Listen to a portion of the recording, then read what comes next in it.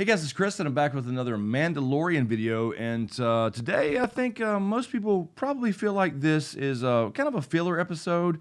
That's the first time I felt like the show was actually, just okay as opposed to outstanding for the most part. But anyway, let's jump into it. The Mandalorian Season 2, Episode 2, The Passenger.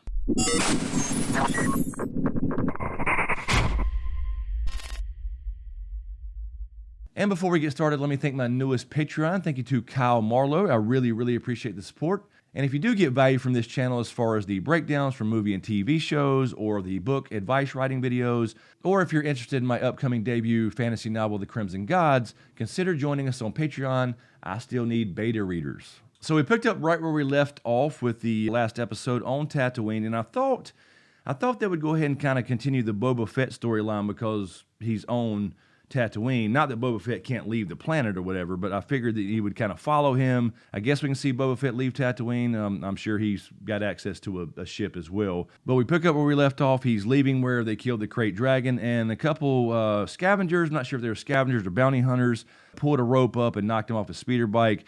Baby Yoda was not harmed in the making of this episode. But I'm pretty sure they were bounty hunters because I think the one guy that held the knife to Baby Yoda, I think he was in episode 7 if I'm not mistaken. Anyway, the point being that he makes a deal with him, hey, take the jetpack, whatever you want, and he takes the jetpack, and I knew as soon as he took it, he was going to have something on remote. I mean, he can control the damn thing. But I kind of thought that these guys were working for Boba or something, you know what I mean? Like they were trapping him, and then Boba would come along after he beat their ass or whatever. But anyway, the point being they decided to wait on the Boba Fett storyline, so I know that's the big thing this year, that Sabine and all that stuff as well. So we'll get to it. Just have patience. So he heads back to the cantina and he meets up with Peli again. And this time he also meets up with AntMan. And I forgot this species name. I tried to look it up actually because I was curious.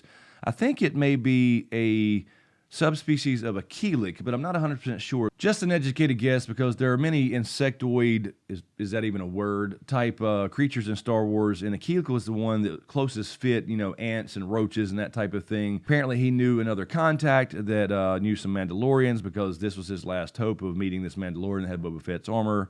And anyway, so he makes a deal to take a passenger, which ended up being another species I'm not really familiar with, kind of a frog lady. Now, at first I thought it was a Gectal, which is kind of a lizard-like creature or whatever in the Star Wars universe, a species that can actually, shed their skin and break their tails off. But this is more of a frog lady, so I'm not 100% sure what she was. So we'll just call her Frog Lady. Anyway, she needed passage to a certain system to basically hatch her eggs to save her kind. But this time it really didn't move the plot forward in any meaningful way, I don't think, besides kind of just establishing Baby Yoda and his relationship a little more, maybe, and kind of touching on his relationship with the New Republic. So he goes out, he can't jump in hyperspace because of these eggs. Baby Yoda wants to eat the damn eggs, but I don't know if he's ever going to be in shape to be a proper Jedi, whatever, Force user by the time he gets older, because this dude likes to fucking eat. So he's damn well determined to end the line of the Frog Lady. He runs across these X-Wings from the New Republic, and it shows you kind of what I've always kind of joked about before, but kind of half-ass joked about it,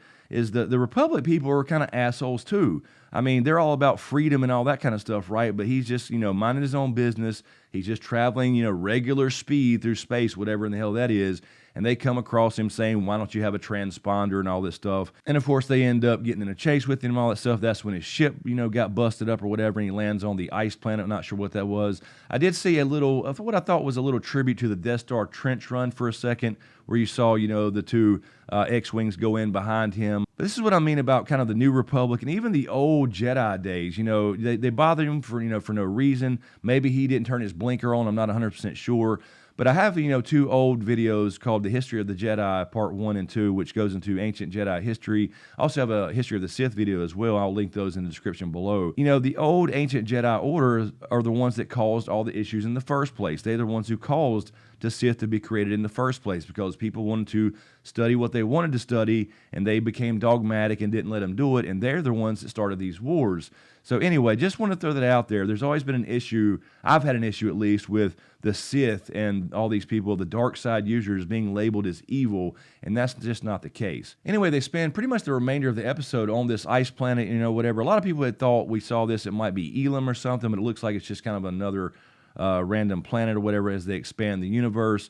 And then, they find ice spiders as big as hounds because Frog Lady decided to go get in a hot spring with her eggs. While he was trying to fix the razor, it's beat up pretty bad again. So they're going to have to go somewhere else to get repairs, which may lead to the Sabine stuff or whatever we've seen in the trailers. But that probably is going to lead him, to find a place to get his ship fixed. But essentially, they're overrun with ice spiders as big as hounds, and the mother of them all, because Baby Yoda, again, his appetite gets them in more trouble. And apparently that woke up the rest of them. You got major alien vibes here. That's what I thought about immediately, is the face huggers from Aliens. These ice spiders all come out and chase them back to the ship, and they blast them. And the two X-Wing guys, Red Leader and Gold Leader, whoever they were, I'm not really sure. I didn't recognize them as any major characters to my knowledge. But at the end of the day, the New Republic guys come back, they find him, and they blast all the spiders and help him out there.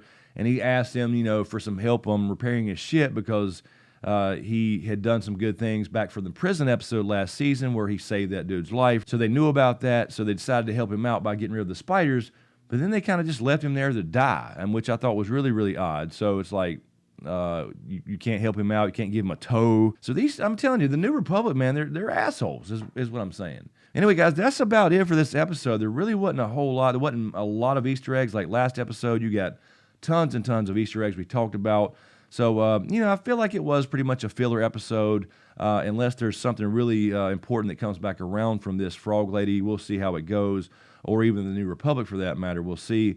But overall, it's kind of, Mandalorian, this is the first time I was actually kind of disappointed with an episode. Not that it was bad, it just wasn't up to its usual standards. But anyway, feel free to join us on Sunday night, 10 p.m. Eastern Standard Time for our next live stream. We started the live streams up again last week after Mandalorian Episode 1. And as usual, a huge shout out to my supporters on Patreon, and especially my executive Patreon SmokeScreen producers. And if you dig what I do here, please give these videos a like, comment, and a share. And of course, be sure to subscribe to get everything, and click that notification bell so you're notified when I drop a new video. So thanks for watching, and we'll see you next time.